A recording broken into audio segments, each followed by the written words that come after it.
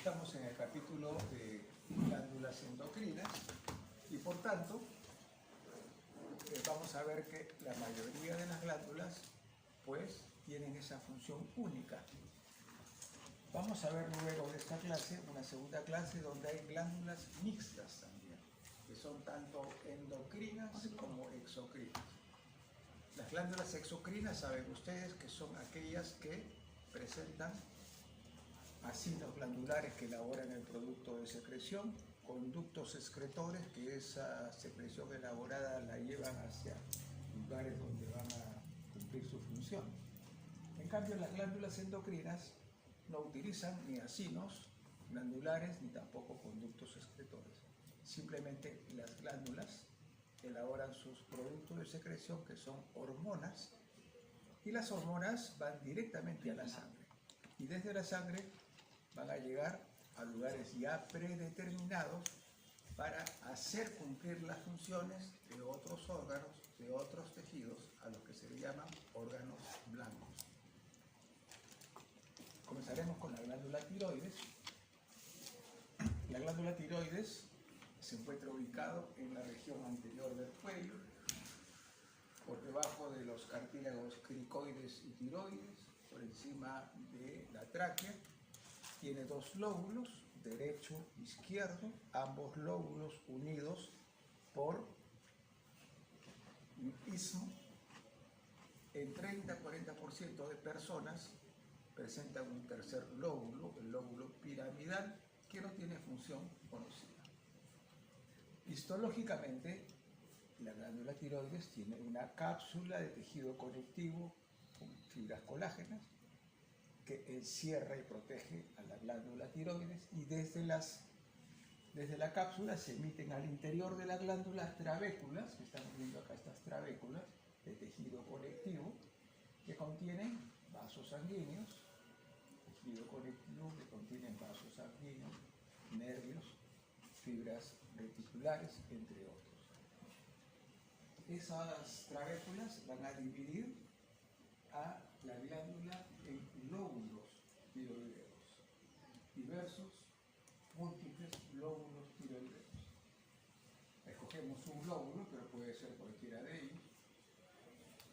Un lóbulo tiroideo, cada uno de ellos presenta en su interior múltiples folículos tiroideos. Estos son folículos tiroideos. Los folículos tiroideos tienen dos componentes. Un epitelio folicular, que es un epitelio cúbico simple, cúbico porque los cuatro lados son iguales, y simple porque es una sola hilera de células, una, y en el centro el coloide. En el epitelio folicular se forman las principales hormonas de la glándula tiroides, T3, triiodotironina, y T4, tiroxina. Y en el coloide se almacena una hormona que a la vez es una proteína, que es la tiroglobulina. Muy bien.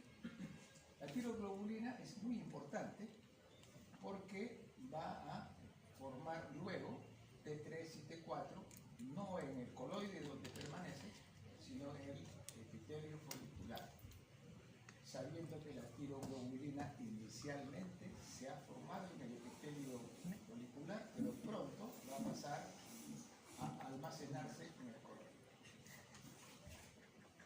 Tenemos entonces diversos folículos tiroideos que tienen sus células foliculares alrededor, células foliculares con un epitelio cúbico simple, y dentro el coloide conteniendo tiroglobulina. Con más aumento y apreciamos mejor estas células foliculares y el coloide central. La glándula tiroides, este segmento de glándula tiroides, separa los lóbulos por tejido conectivo. Por acá hay un lóbulo con lobulillo, por acá habrá otro lobulillo, porque este tejido conectivo es el que va separando lobulillos. Estos son las trabéculas. La unidad funcional y estructural de la glándula tiroides es el folículo tiroideo. folículo tiroideo, ya saben, epitelio cúbico del epitelio folicular, donde se forman T3 y T4, y el coloide, donde se almacena la tiroglobulina. Entre los folículos, el fluido conectivo con vasos sanguíneos, vean ustedes, capilares llenos de sangre. Obviamente, epitelio folicular con folículos tiroideos, mejor dicho, el epitelio folicular con células cúbicas y el coloide.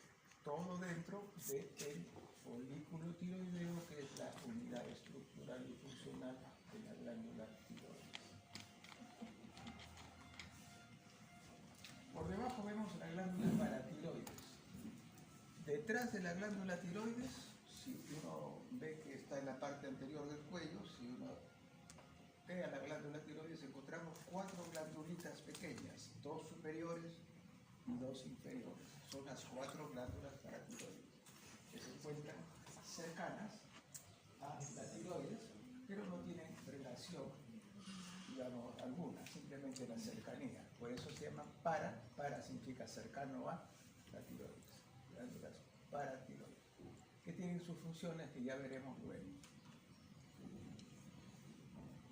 Ya hemos hablado de los folículos tiroideos, con sus 2 elementos, células foliculares y coloides.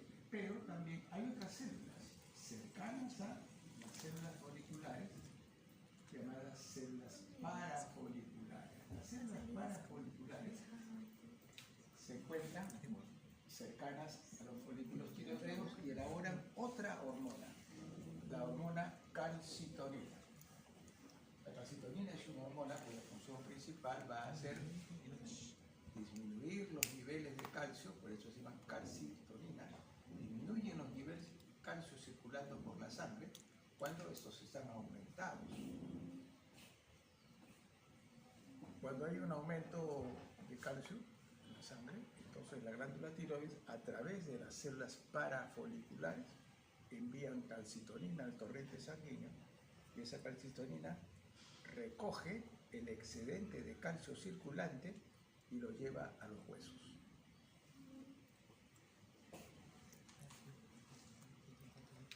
Células parafoliculares cercano a los folículos tiroideos. Las células son más grandes, citoplasma más claro, lo mismo que el núcleo más claro, a comparación de las células foliculares.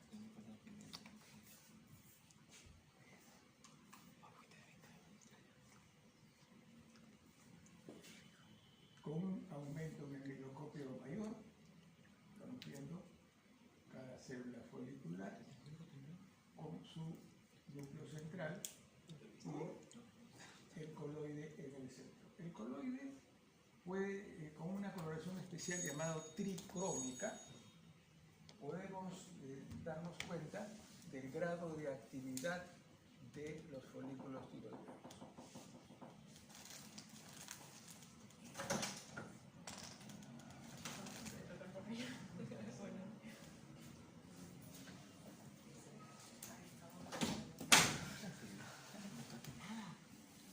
Decía que esta coloración tricrómica nos permite tener presente qué grado de actividad están teniendo los folículos tiroideos elaborando sus hormonas, T3 y T4.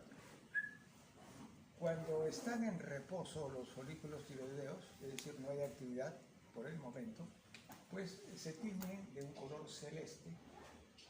Cuando la actividad está presente, van a teñirse de un color rojo intenso el coloide, como veremos más adelante. Seguimos con las células parafoliculares, ya las conocemos, están cercanos a los folículos tiroideos, elaboran la calcitonina, y cuando vemos con mayor aumento esta zona, nos aseguramos de que las células parafoliculares son más grandes, pero tienen una coloración más débil, más tenue, a comparación de las células foliculares. Y se encuentran, por supuesto, fuera del folículo tiroideo.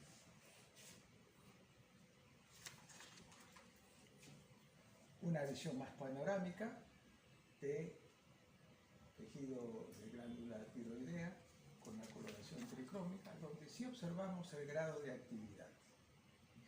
Los folículos activos se encuentran de un color rojizo, intenso, cuando hay actividad de formación de T3 y de T4. Además, este coloide, que se ha tenido intensamente, va a ser absorbido por las células foliculares.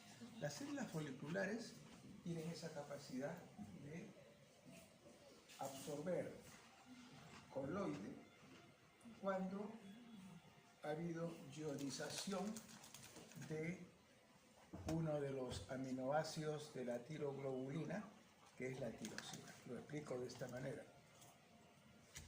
La tiroglobulina es una hormona, pero también es una proteína. Las proteínas, cuando se desagregan, son aminoácidos. Uno de los aminoácidos es la tirosina. Esta tirosina tiene afinidad para ligarse con el yodo. El yodo se obtiene únicamente por la alimentación. El organismo no sintetiza yodo. El yodo está en vegetales, el yodo está en frutas, y también se ha universalizado la ingesta de yodo porque por ley en muchos países, el Perú también, la sal común tiene yodo y eso permite una masificación del yodo para el público en general, lo que hace disminuir pues las afecciones de la glándula tiroides, que son muchas, el bocio por ejemplo.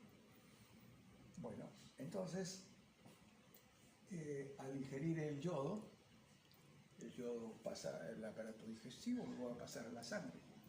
Cuando el yodo pasa por la sangre y cerca entra a la glándula tiroidea a través de las células foliculares, se ubica inicialmente en el citoplasma o citosol de la célula folicular, la célula cúbica de que hablamos, y luego pasa a el coloide.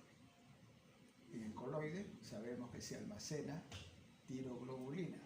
Sabemos también que la tiroglobulina es una proteína, además de hormona, y que esa proteína está desagregada en aminoácidos, que uno de los aminoácidos que contiene la tiroglobulina es la tirosina con S. Digo con S tirosina para no confundir con tiroxina con X, que es una de las dos hormonas que se sintetizan en el epitelio folicular. Muy bien. Entonces, al tener afinidad la tirosina por el yodo, entonces el yodo ingresa a la tiroglobulina para ubicar a ese aminoácido tirosina y lo yodiza doblemente, formando primero monoyodo-tirosina y una segunda iodización forma diyodo-tirosina. Ok, entonces en ese momento el epitelio del folículo tiroideo absorbe coloide. No todo el coloide, una buena parte del coloide es absorbido por el epitelio folicular. Por eso que el epitelio se vuelve un poco más ancho, más grueso, más redondo, porque tiene coloide en su interior. Y porque ha absorbido el coloide, aprovecha que la tiroglobulina que habita en el coloide ya llenó su contenido de tirosina con yodo. Entonces, la tiroglobulina está capacitada para elaborar T3 y T4 dentro del epitelio folicular. Es en el epitelio folicular donde se elabora T3 y T4, triyodotironina y tiroxina, gracias a que la tiroglobulina se ha ionizado a través de su aminoácido tirosina. Entonces, tenemos una célula folicular, pero aquí ha invadido parcialmente una parafolicular para verla, y aprovechamos para ver la diferencia en que las células parafoliculares son más grandes y más pálidas que las células foliculares.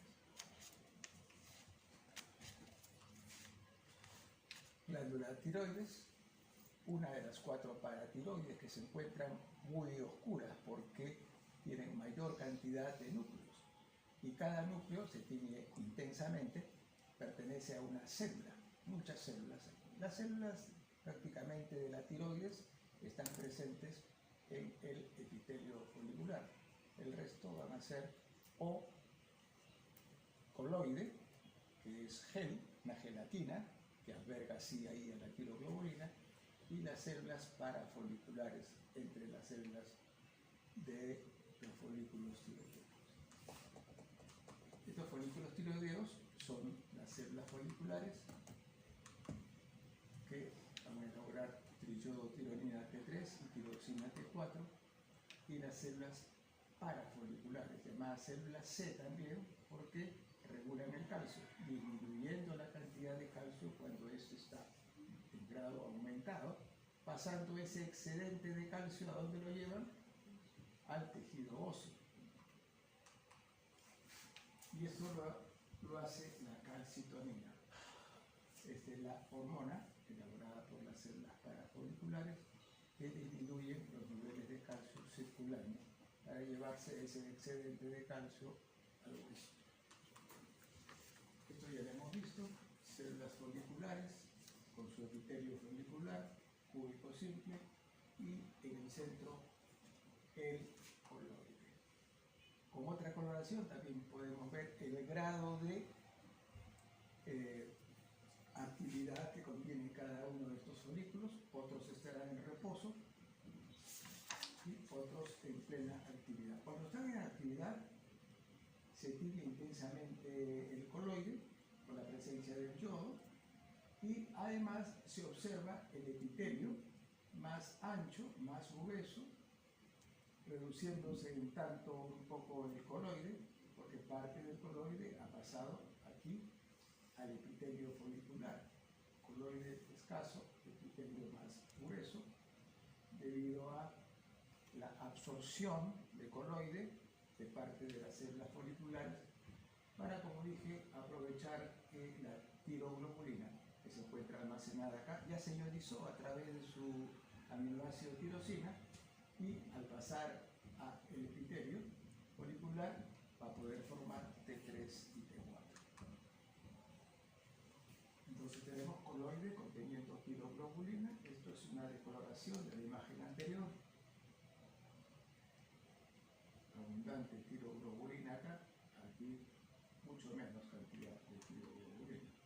Por eso dice que coloide con relativa menor cantidad de tiroglobulina, coloide con relativamente mayor cantidad de tiroglobulina, y así. Entonces, en resumen de lo dicho, la tiroglobulina es la proteína y hormona a la vez precursora de la formación de T3 y T4 por contener el aminoácido tirosina.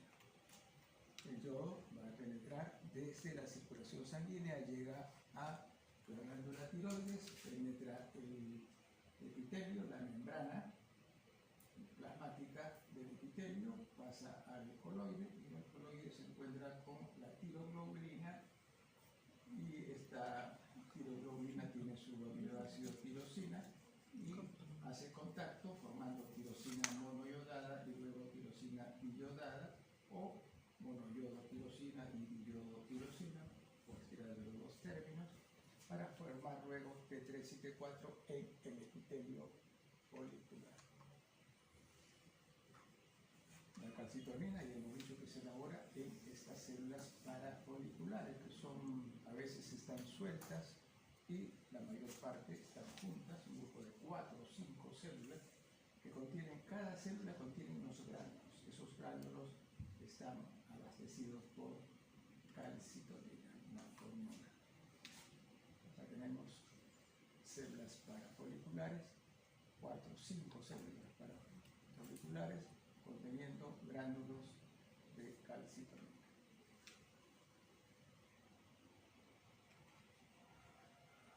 Se originan estas células parafoliculares en la cresta neural, se encuentran aisladas o formando grupos, 3, 4, en este caso 5 células, se encuentran sobre la membrana basal del folículo tiroideo, nunca entran en contacto con el coloide. Células parafoliculares conteniendo gránulos de calcitonina. Por una técnica de coloración llamada inmunohistoquímica podemos identificar cantidad y calidad, en este caso, de cualquier célula, en general, sea normal, incluso neoplásica maligna, se identifica, se logra ver cantidad y también grado de actividad y si están, digamos, deformadas, como puede ocurrir en neoplásica maligna. En este caso estamos viendo células C, células parafoliculares.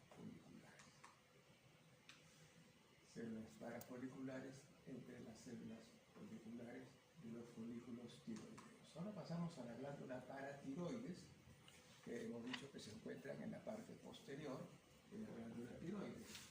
2 paratiroides superiores, 2 inferiores. Miden 5 milímetros de alto, medio centímetro, 4 milímetros de alto y 2 milímetros de espesor. Elaboran la paratohormona o hormona paratiroidea. La función de estas hormonas paratiroideas es antagónica a la función de la calcitonina, porque la hormona paratiroidea lo que va a hacer es aumentar los niveles de calcio circulando por la sangre cuando estos se encuentran muy disminuidos, y ese calcio lo recupera de los huesos. La paratohormona circula por la sangre ante una deficiencia, una disminución de calcio, y lo que hace es coger el calcio del tejido óseo para recuperarlo y pasarlo nuevamente a circulación sanguínea.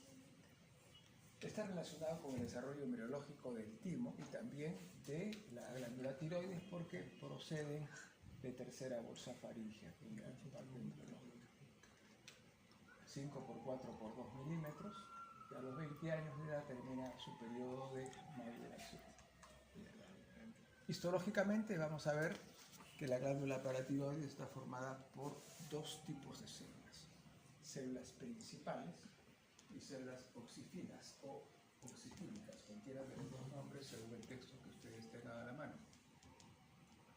Las células principales son la gran mayoría, 97%. Estas células principales son pequeñas relativamente, tienen núcleo intensamente coloreado por la gran cantidad de cromatina y ADN que posee su citoplasma. Contienen también, lo que es importante, la paratohormona, la hormona paratiroidea, que se encuentra dentro de las células principales, que su actividad la van a cumplir formando hileras alargadas con núcleos intensamente coloreados, mientras que el otro grupo de células son las células oxifílicas, que son más grandes, citoplasma rojizo, los núcleos son más bien pálidos. Las células oxifílicas solo son 3% y no tienen función conocida, pero hay que poderlas diferenciar de las células principales, que se agrupan formando círculos con núcleos intensamente teñidos y se alternan con vasos sanguíneos pequeños, capilares, abundantes capilares sanguíneos llenos de sangre.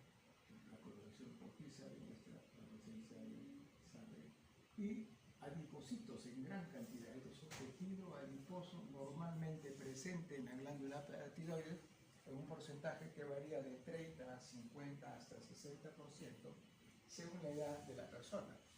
Los más jóvenes tendrán 30, 35%, los mayores 50, 60%.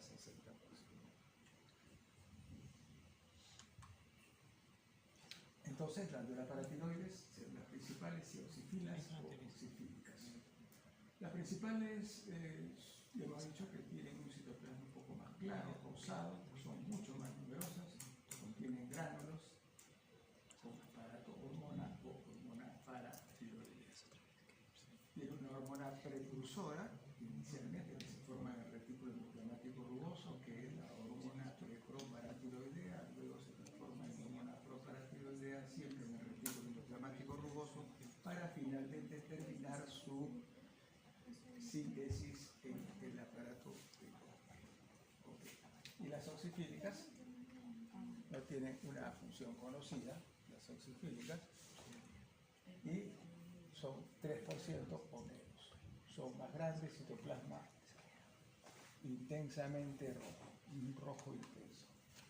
Y bueno, aquí para que ustedes reconozcan, glándula paratiroides, corte histológico con todos sus elementos. Son 4 elementos principales. Células principales, Schiff cells, son las células que elaboran la paratormona, forman hileras o forman círculos